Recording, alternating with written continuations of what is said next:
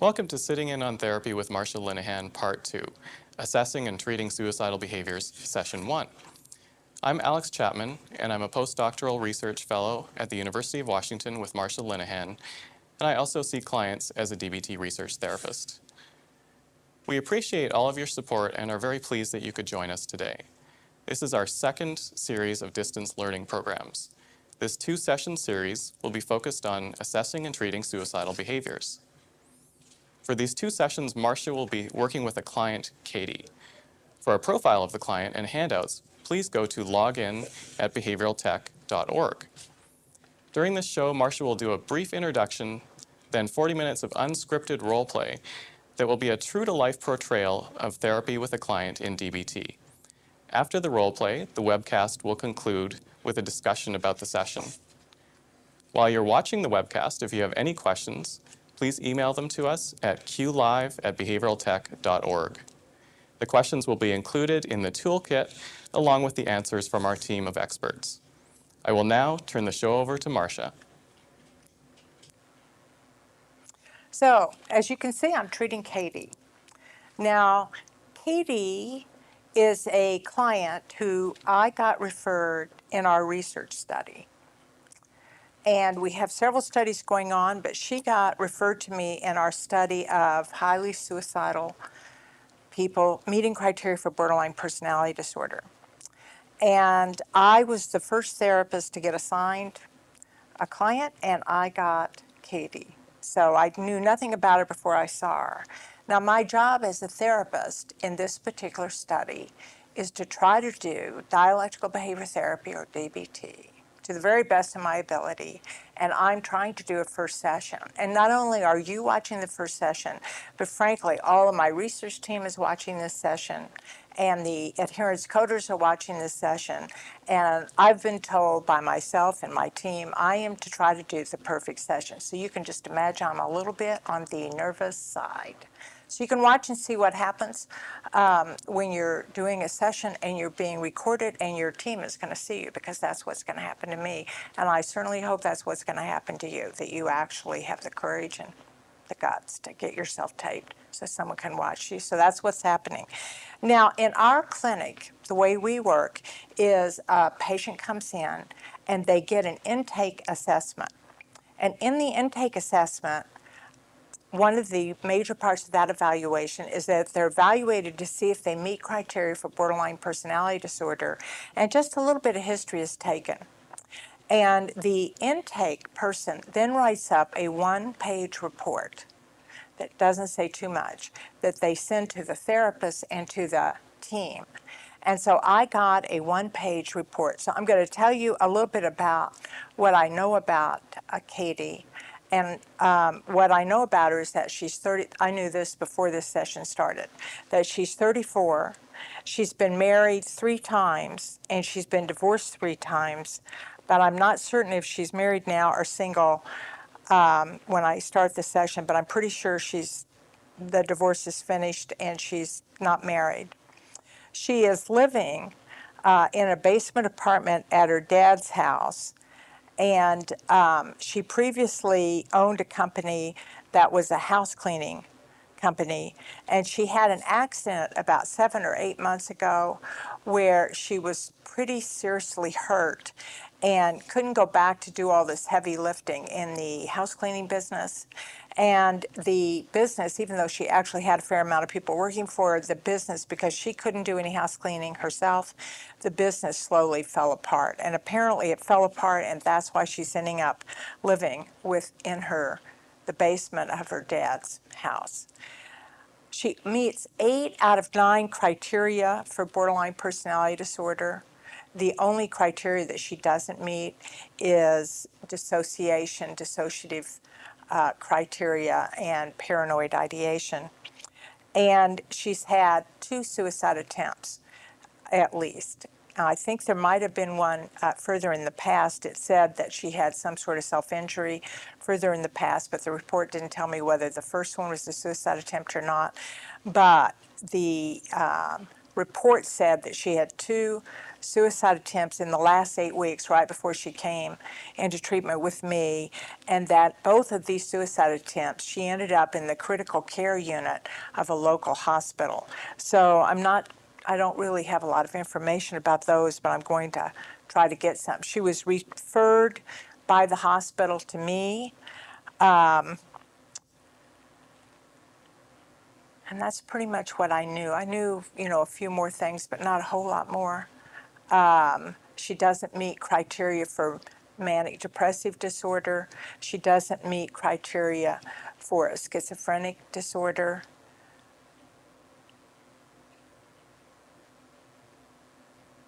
And I don't know what she meets criteria for other than that, or whether she has other significant diagnostic criteria, because I haven't gotten a diagnostic interview report, and I myself haven't done a diagnostic interview with her yet. So what you're coming into now is the first session that I have with her. So what are my goals in the first session? My goals in the first session, the main goal is to find out why she came. Now, I've already been meeting with her for about 20 minutes, 15 or 20 minutes when you're coming into this tape. And so I've already asked her, why does she come? And what's she doing here? And what I found out was that on her last suicide attempt, the inpatient hospital in town told her that she was there for almost a week on a medical unit. And they then told her that she could go to a psychiatric unit. She didn't want to go to a psychiatric unit. So they told her options were that she was either going to be involuntarily committed to the psychiatric unit, or she could come over to our treatment program. And so she decided to come here instead of to go on to the inpatient unit. When I asked her what she was hoping to get out of therapy, I found out, one, she'd never been in therapy before in her life. She's never heard any good reports on therapy and doesn't really have a particularly positive opinion of therapy. But that what she wants, and the reason she's willing to come, is she wants to get her old life back. So of course I asked, what in the world was her old life back? And what she wants is to be able to get her company back, or to start another company. She wants to be a business owner, financially independent, out of living with her dad, and living on her own again and supporting herself. So that's really what she's looking for. And we've talked about that and try to get that narrowed down. And I'm now going to move into trying to get some history, which would be the second thing you'd want to do in a first session, is get some history of the suicidal behavior. At least you want to know kind of what are you dealing with.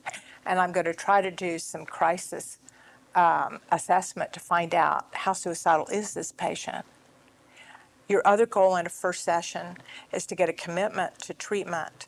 Now, she's asked me, what is this treatment? Because that was one of the first questions. So I've already told her we meet twice a week, once for individual, once for group therapy, that she can call me, and that we have a team. And I gave her a list of the members of the team. So I've talked to her about what the treatment is, and you want to do that in your first session.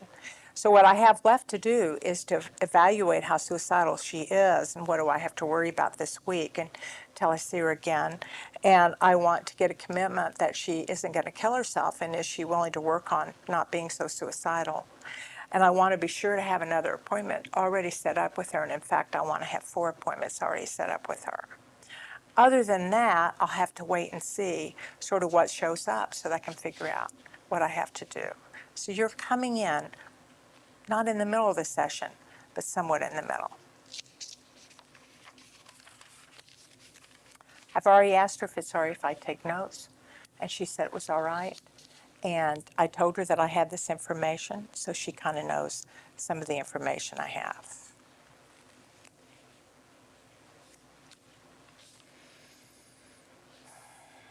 Okay. So one of the things you want to do is get out of this basement, and kind of get living on your own again. Yeah, it's more, it's like I've got to get out of there. It's more than want. And I just want to make sure you really understand that. It's like I've got to get out of there. Okay, so, given that you had this really bad accident, I forgot to ask you earlier, when we were talking about, but did you have health insurance in your company? Yes. Okay. It's And so, maxed out. It's gone. There's nothing left. all right. So you don't have any health insurance now? Last of it's gone. And had you been playing into the unemployment state system? Are you on an unemployment? Yeah, it's about to run out. Okay. And so when you're on unemployment, though, did you have to be looking for some sort of job? Because of the medical problems, they didn't require it. Okay. So if you want to get a job now, are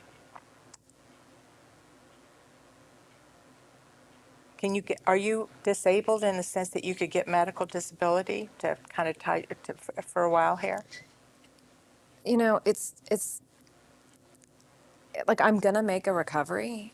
It's just that it's taking a long time, and I'm never gonna be the way that I was. I'm never gonna be able to do.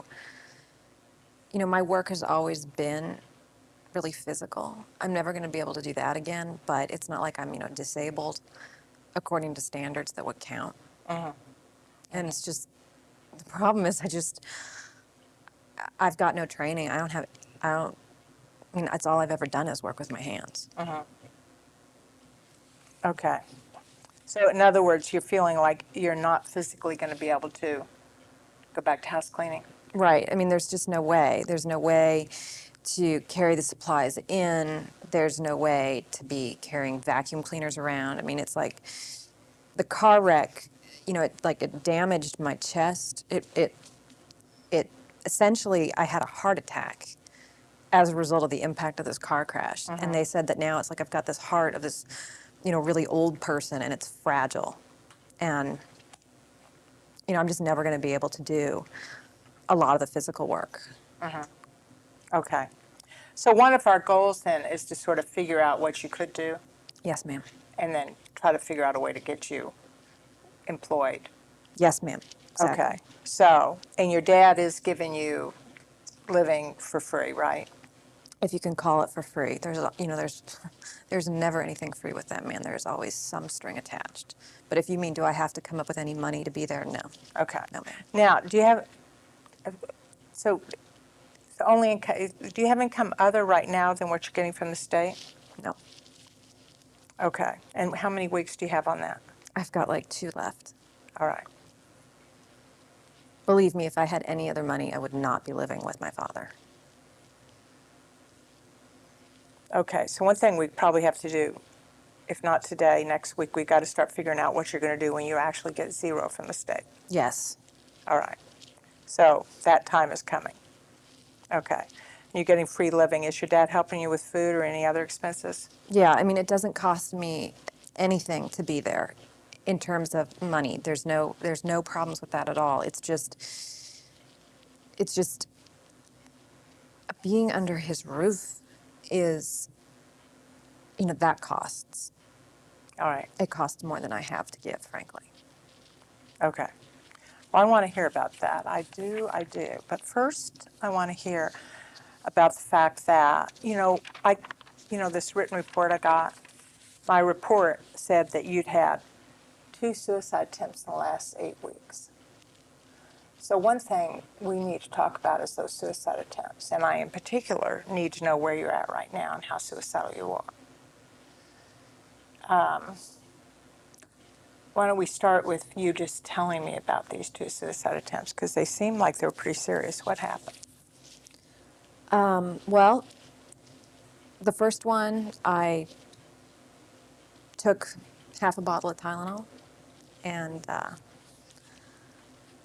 wound up my dad's my dad's wife found me, and they took me to the hospital. And, I realized it was there that somebody was actually, kind of stupid enough to mention that if I was still on some of my heart medicine, that with the Tylenol probably would have been enough to kill me. So, I tucked that little detail away. Pride myself on being smart. not like What a is book your heart smart. medicine? Well, it's this muscle contraction relaxant thing. I don't know exactly what they call it, but they had said if I was still taking it and had the Tylenol, it would have been a problem. But I thought, my dad has heart medicine.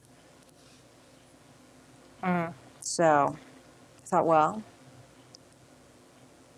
all right. So the next time, took what was left of the Tylenol, and I took his Coumadin. Which I don't know if you know what that is, but that's basically is rat poison. Yeah. When you want to kill a bunch of rats, you give them rat poison, and it basically they just bleed until they die. So that was number 2. Okay, so let's go back to this first one, though. So what happened on the first one? How'd you end up taking a half a bottle of Tylenol? I mean, what was, is that the first suicide attempt you've ever had? Yeah, I mean, no.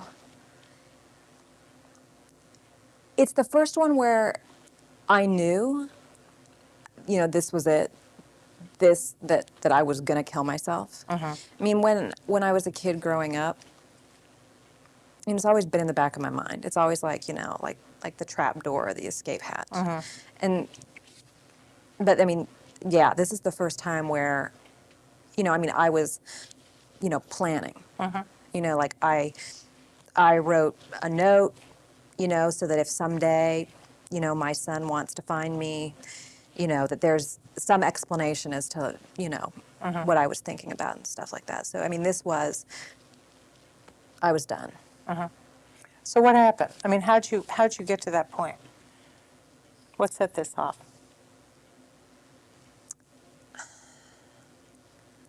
It's living in my dad's house. It's like, I mean, my growing up years were not pretty at all. And now I'm forced to be there.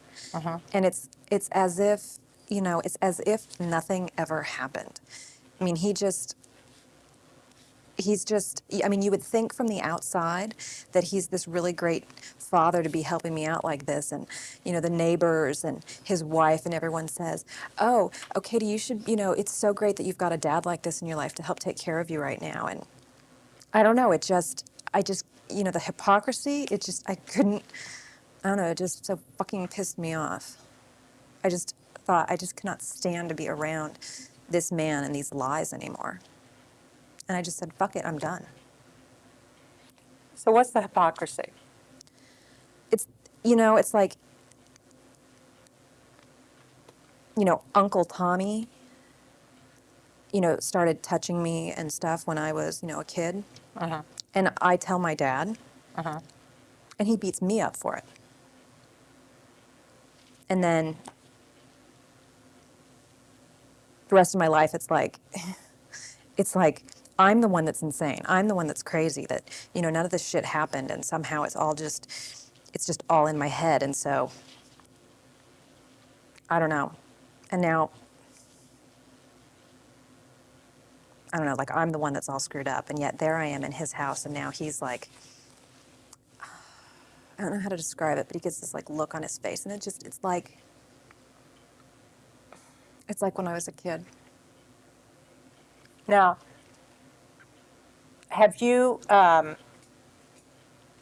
back into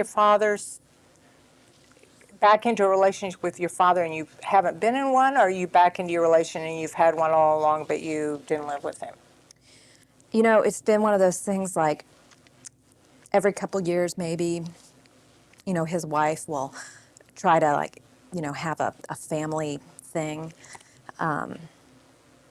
So like there'll be maybe like, some dinner at the holidays or something like that. But we pretty much, I took off out of there when I was, 18, and we pretty much have just kind of been civil when we've been in the same space. But I don't think that there's really ever been a relationship between the two of us. Have you felt like the way you feel now about him kind of all along now? Yeah. Okay. And so is one of the things you've done is, are you the one who's kept a distance from him, or has he kept a distance from you? I've kept a distance from him. All right. So how'd you end up living there? I have no choice. I have no business. My work's gone. after this car accident, I can't do what I know how to do. I watched my, my business crumble. I've got, no skills to have a job. And, my current, boyfriend, he doesn't make any money and he doesn't really have any place to live. It's like I had no other place to go. And I thought, well, he's got this basement apartment, maybe somehow things have changed. Maybe somehow, I can live there until I get some sort of, physical strength back. Okay, so when did you move in? Probably just after the accident. I mean, it's all kind of fuzzy, but I don't know, maybe like 6 months ago, 5 Okay. months ago. So you've been living with your dad for 6 months. And how is it that you didn't attempt suicide for the first time until like a month ago? Yeah. So what happened? Something must have changed. Yeah, it did. I mean, it's like the first couple months, I was so out of it, I mean, it's like they had to do, like a lot of surgery at the time, of the car wreck. And I mean, I was really, really badly injured. And so I was in the hospital for a long time. And then most of my day was like going to medical appointments and going to physical therapy. And I still go to physical therapy a couple times a week. And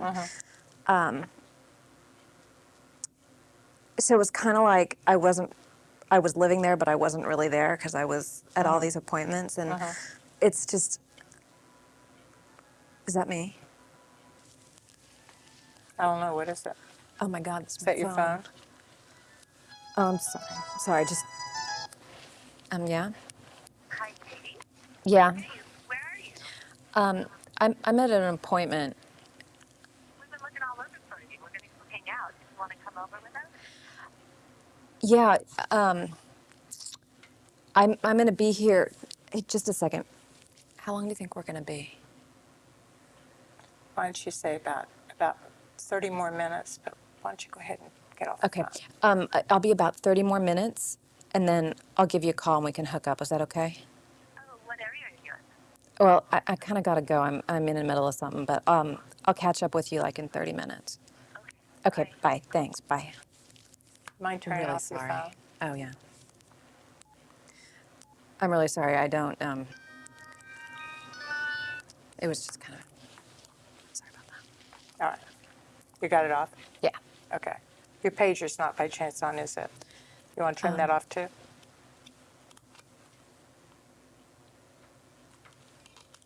All right, great. I'm really Okay. sorry. Okay, so back to where we were. We're at, so we're trying to figure out how it is that you lived with your dad and then what happened such that you tried to kill yourself a month ago? Right. Okay, right. So what changed? So basically, a lot of my appointments sort of dropped off that, I'm kind of, physically stable now. And I only have a couple of appointments, so I'm home more. And, he's home more. He's a teacher. So he's got summer off. And so he's home more and I'm home more. And I think it's just that we're around each other and I don't know. That's the only thing I can think of is that we're just around each other more. And I mean, he just, some of the stuff he says, I think it just, it just gets to me. It just starts like, it's not like there's any one thing. It's like it just kind of is all coming together and adding up and adding up. And, like, he says stuff like, well, you've got to find your part in all this. I mean, people's lives just don't fall apart because of a car accident. So, you've got to sit down and figure out your part in all of this. And, I've found God and I've found religion and my life turned around. And if you found God and you found religion, maybe your life would turn around. If you were just trying harder, you wouldn't be in this predicament. Now, when you took this half bottle of Tylenol about a month ago, the time you took it, were you thinking you'd be dead? Oh, absolutely. Yes, Okay. ma'am. So think back to then, okay? What time of day did you do this? It was in the evening. All right. Do you remember what time? It was after dinner. They'd gone off on a walk, so probably like 6. Okay. So tell me something. When did you decide to do it? Like when was the moment that you knew you were going to At take dinner. at dinner? At dinner. Okay. So you hadn't actually decided yet before dinner? Right. No. Okay. Absolutely at dinner. Okay. So what happened at dinner? This is going to sound really pathetic, but it was a look on his face.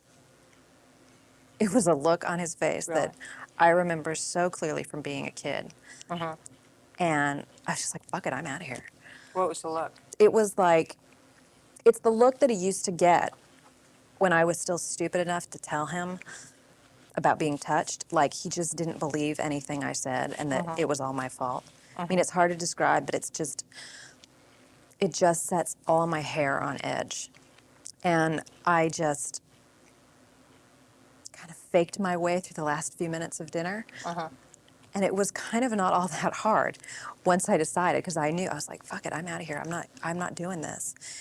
And I thought, I'll just kill myself. So tell me something then. When your dad gave you that look, you sound like the main response was you got angry? I got pissed. Okay, so really angry. Yeah. Okay. And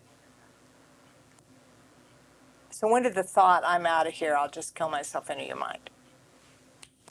Bam. At dinner? Yeah, it was right there. Okay. And so you waited till the end of dinner? So what made you think of taking Tylenol? Something I knew we had. You had it in your apartment? Were you up at your parents' eating there? Okay. Is that where you usually eat? Yeah, there's not really like a kitchen. There's just like a mini fridge and a microwave in my place. Okay. So you're up there eating, so you went and got their Tylenol? All right. And how come you only took half a bottle instead of the whole thing? I thought that if I took the whole thing, I'd probably just puke. Uh-huh. And then the whole point would be gone. Okay. So when did you write the note and do all that stuff? That was with the second one. Oh, all right. So the first one sounds a little on the impulsive side. You would not be the first person who said that perhaps I have an impulsive streak. I think you're right. Okay. I think you're right. Had you been thinking about suicide before that? I can't honestly think of a time where I haven't been thinking about suicide. But, it's kind of like there've been my entire life, it's kind of like been thinking about suicide maybe is sometimes the only way I can get to sleep at night. Just knowing that, that there is a way out. But I hadn't really been thinking about trying to be dead. All right. Okay, so you take the half a bottle of Tylenol, then what'd you do? Then I went to my room, Went to bed? sat down on the bed and just kind of waited to die. So were you thinking that if you just stayed there long enough, you'd end up dead? Okay, so how come you didn't end up dead? That nattering woman that is married to my father, she's such a busybody. She comes down to say, Katie, your father and I are going to go for a walk. We think that with the mood you've been in, it would be so nice to have you come. So she apparently, she comes in and she finds me and I'm, kind of half in it, kind of half out of it. How far was this? It's like, it's so sketchy. I don't really know. I'm just kind of like patching it together from what people have told me. But I know that, despite the fact that they're all worried that I was going to be dead, do they call an ambulance? No. They throw me in the back of a car and drive me to the ER. You know, you'd think if people were really that concerned, that, you know, they'd call an ambulance. Okay, so they take you to the ER, and I mean, I guess they like, you know, pumped my stomach there and, you know, and shit. And I was, you know, I got medical treatment and stuff. And how'd you end up on intensive care then? I really, you know, you'd have to talk to the doctors. I really don't know. Okay. And so you never really passed out? I was in and out and in and out.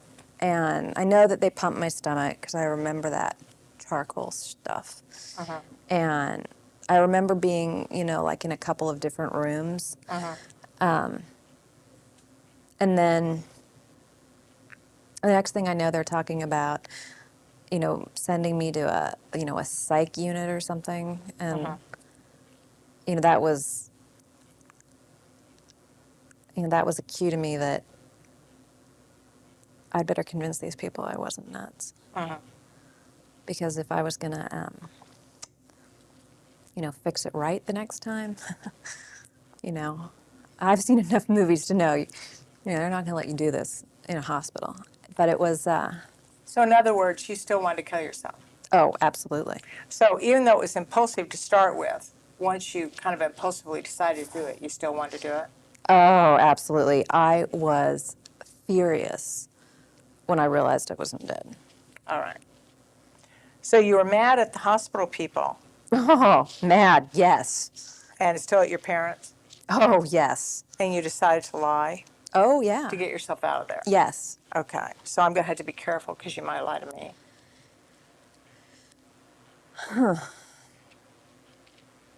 That's kind of a ballsy thing to say. Yeah, but that's what's making me think. You know, I guess about this, yeah, maybe. All right. So how'd you end up back in the hospital again on another suicide attempt? What happened?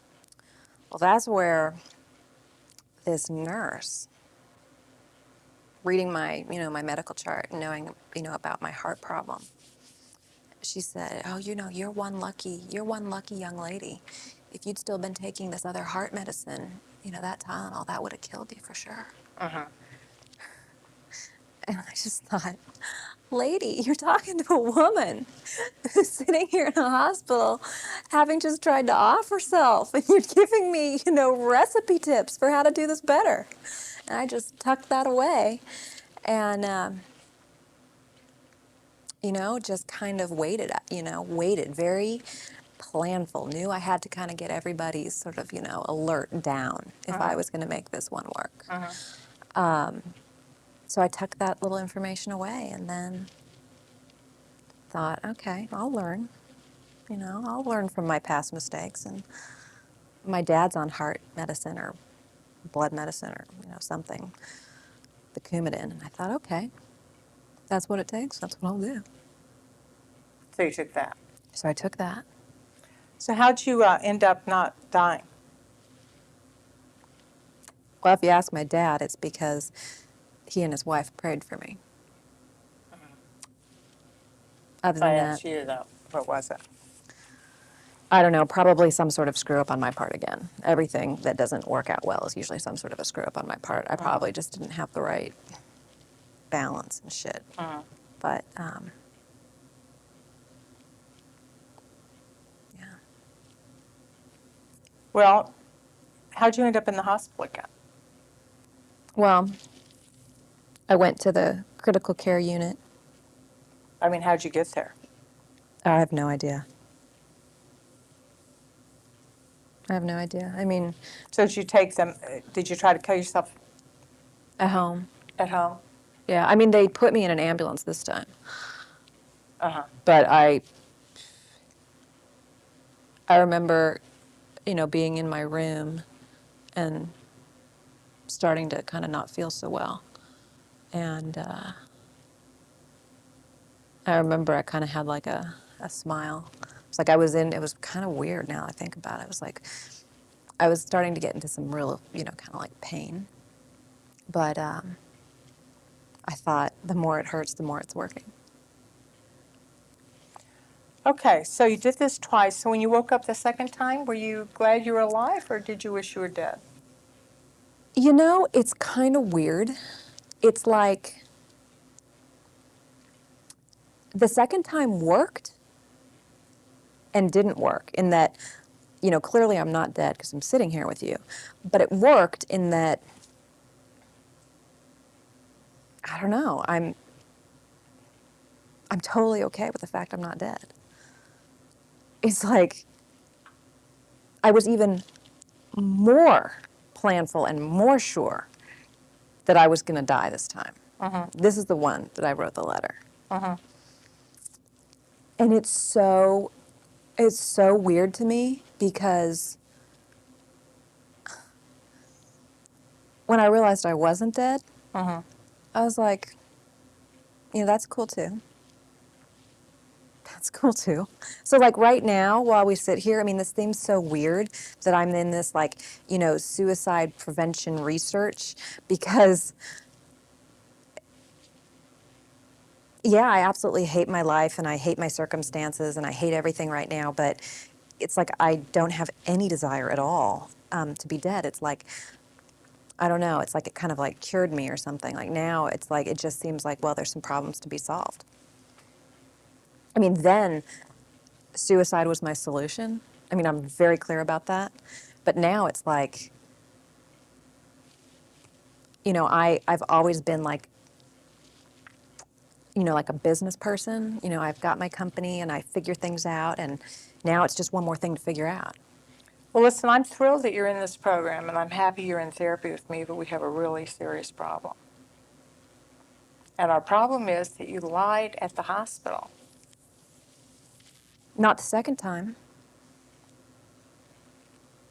I'm glad to hear that. So we've got to be sure now that you are being honest, not only with me, but with yourself. Yes, ma'am. And so when you try to convince the hospital after the first one that you weren't suicidal and they should let you go,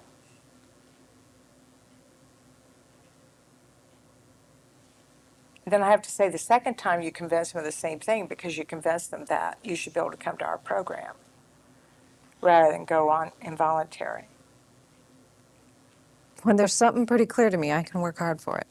And on the first one, though, when you convinced them you weren't suicidal, did you convince yourself also, or did you know you were suicidal and knew you were lying? Oh, I knew I was suicidal. I knew I was lying. Okay. So why? My worry is that you're convincing me now. So let me just ask you something. Why? What's changed? I mean, why not kill yourself now? I mean, It just made things worse. I mean, it didn't change anything for the better.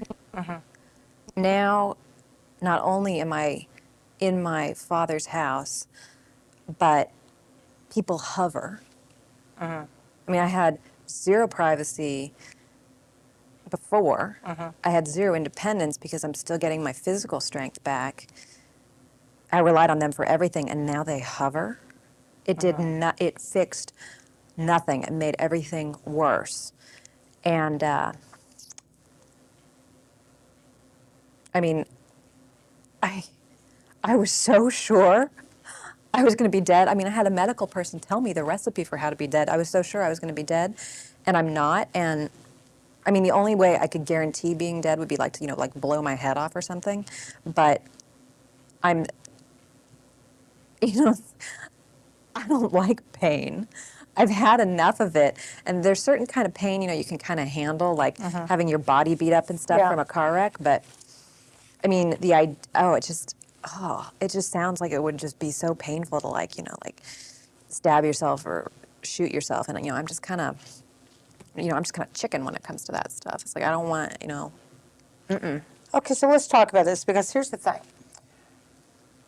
There's no way for me to know for sure how suicidal you are. So my only option is going to be to simply believe what you tell me. And either you're going to tell me the truth, and if you do, this therapy is really going to be useful. Or you're not going to tell me the truth, and the therapy and our relationship will sort of go downhill. So all I can tell you is that it's up to you to somewhat decide how honest you want to be with me. But my only option is to actually just believe you.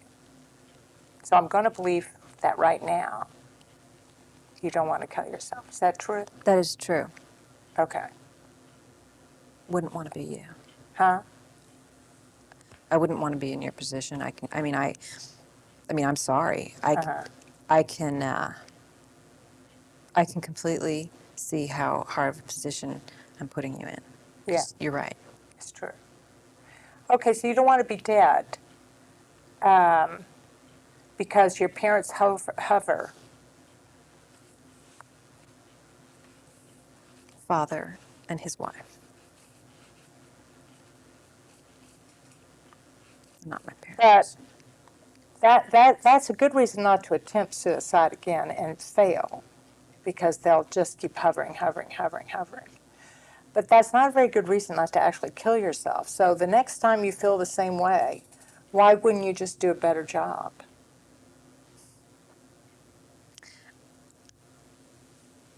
Unless somebody gives me the better recipe, I thought I had done everything. So in I other don't think words, there the is main one reason way. you're not going to try to kill yourself again is because you're thinking that it won't succeed no matter what you do. Well, there's that, and it didn't fix anything. And I've never been a person who's afraid of hard work. I mean, I work with my hands all my life. Hard work doesn't scare me any. And it's been hard work to try to be dead. I figure, why not work just as hard and try to get my old life back? I mean, it seems.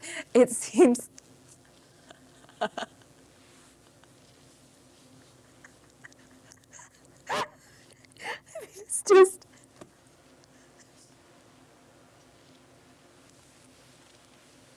Do you need a Kleenex?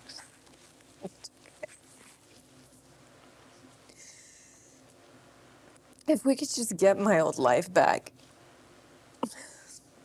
or where I can have my house back, have my animals, be independent. That's what I want. So in other words, all things being equal, you'd rather have a life worth living than be dead? Definitely. I just don't know how to do it. Okay. Well, let's talk about how to keep you alive, because if you're dead, you will not get a life worth living. And so the first thing I have to go through is, one, now that you've mentioned guns and knives, do you have any guns? No. Do you have a gun permit? No, I don't even know how to get one. Okay. Does your dad have guns? No. Okay. So we can't really keep you from having Tylenol around, but how about your dad's heart medicine? Where's that now? I don't know. I haven't looked for it. All right. You realize, though, that if his heart medicine stays where it was and you impulsively decide to kill yourself again, you could just easily get it. So one of the things that sounds to me like we need to do, if you decide to be in this therapy and to keep yourself alive, is we're going to have to figure out a way to make it not so available. Right. Get a distance between me and it. Right. That makes sense to me. Okay. And we've already gone over that you're not on any medications, right? Right. I want to keep it that. I don't know if you're that kind of doctor, but I don't want anything. Okay, but they haven't given you any pain medication? Well, yeah, but Well, what do you have? well, from time to time they'll give me, some I think it's like codeine-based stuff. But when I came out of the hospital after the last suicide attempt, they didn't send me home with any prescriptions, and my dad has my pain medicine now. So if it gets really bad, I can ask for pain medicine. But I don't have it. That was very smart, I think, from them. Okay, so you don't have pain medicine, but you have access to wherever your dad's got the medication. Yeah, I mean, I don't know where it is. I haven't, I've asked for pain medicine twice, and he said, yeah, I'll get it for you, and he just brings me one. I mean, I think that they're sort of on the same wavelength as you, that they, they don't want to, I don't think they want to have me try to kill myself again. Okay, so listen. This is, as I said earlier, it's a life worth living program. But to get a life worth living, we've got to stop suicide attempts. That makes sense to me. And so one of the first things we have to do is work on the fact that you've been suicidal. Now, my approach to suicidal behavior, and you have to tell me whether you agree with this or not, okay, is that suicidal behavior, suicide attempts, and even suicide, rather than being the problem, they're the solution. That was definitely it. It was the solution. Yeah. The problem with the solution is that it's the solution that doesn't work. Right. So certainly trying to kill yourself and staying alive doesn't work because you're already seeing that yourself. So you've got that experience, okay? And it sounds to me, just listening to you, that you think that if you try to kill yourself again, you wouldn't succeed. And so there's no point in trying, right? Right. Okay. But let's talk about whether, my worry, to tell you the truth, this is my little worry in the back of my mind, is that someone's going to tell you a way to kill yourself that you're going to start believing would work. So let's talk about whether killing yourself would actually work. And whether you've got any reasons to stay alive other than you've got right now hope for a life worth living, to get your old life back, which is really great, and that's your strength, that's what's going to keep you alive. And we have to figure out a way to keep that. But we've also got to work on this impulsive sitting at dinner and not getting another aha. I mean, how do I know you're not going to watch a TV show that'll show you some way to kill yourself that you'll start thinking works? Yeah. Okay, so let's discuss Yeah. what you're going to do if you come up in your mind with a way that you now are sure is going to work, like you were the last time. What about that? You think you'll just try to kill yourself if that happens? I think I'll remind myself that I could be wrong. It probably wouldn't work. That's very good. You do want to remind yourself of that.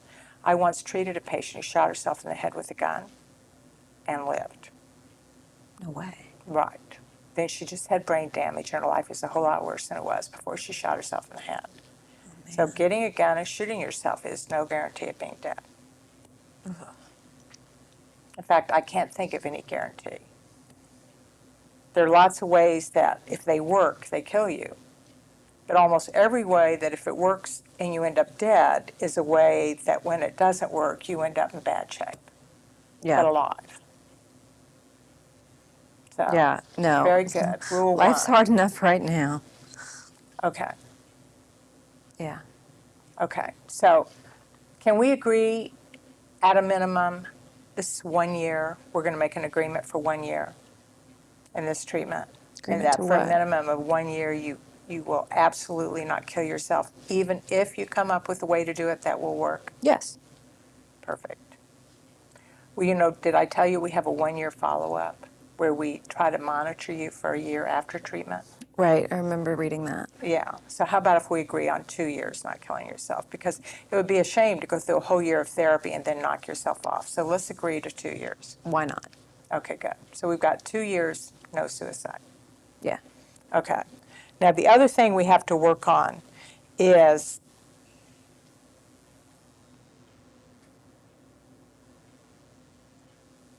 do you have any urges to harm yourself not suicidally? Have you ever done that before? Your notes said you didn't, but I want to be sure you didn't. No. I mean, like, have I done stuff that's stupid that resulted in me being harmed? Yeah. Like.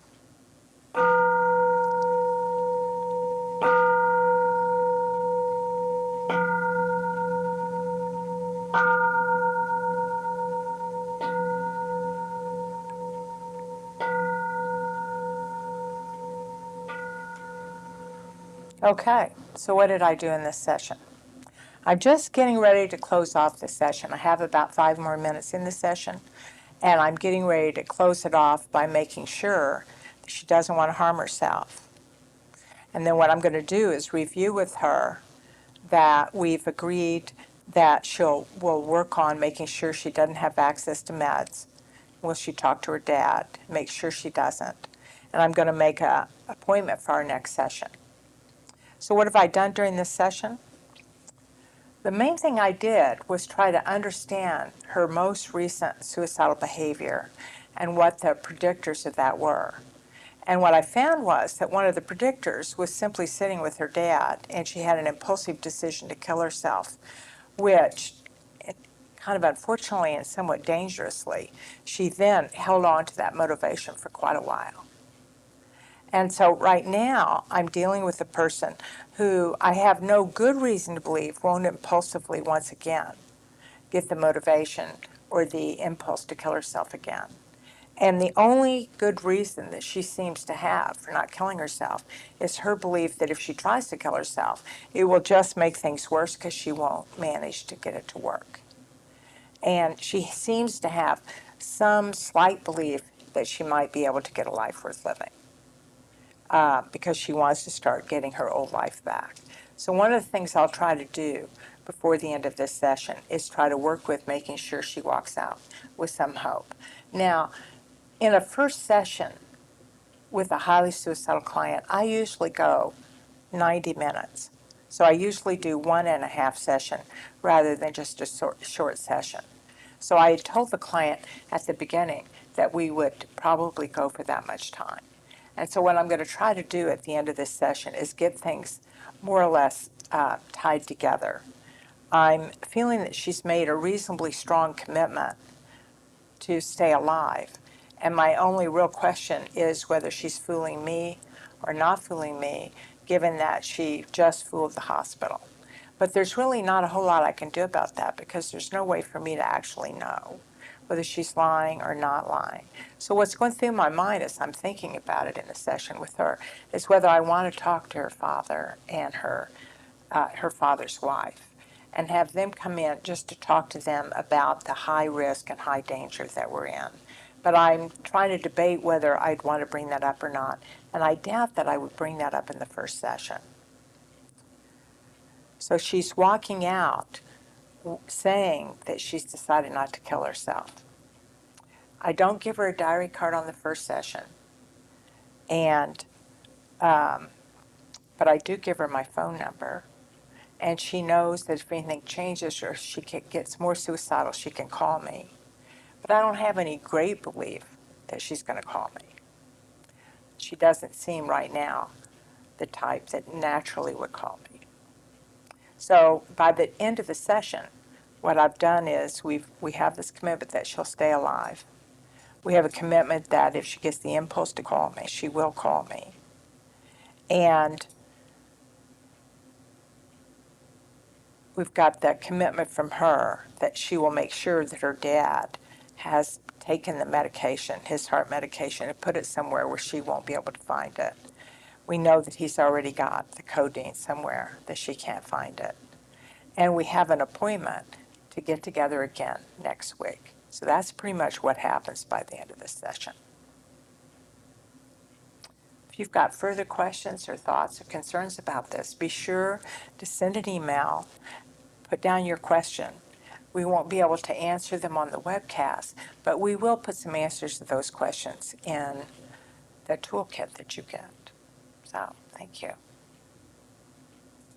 We have now come to the end of this session. Thank you for joining us in the first session in this series on assessing and treating suicidal behaviors. Please check our website at www.behavioraltech.org for the date of the second session in this series. If you would like CE credits for today's program, you can request those by contacting ceinfo@behavioraltech.org. We would love to hear your feedback or questions on what your educational experience has been like through our distance learning programs. Please send those comments to webcast@behavioraltech.org. I would like to take a moment to thank Marsha and Katie for all of their hard work, and to thank ELN for their assistance in producing this webcast. I would also like to thank all of you for joining us, and we look forward to seeing you at the next webcast.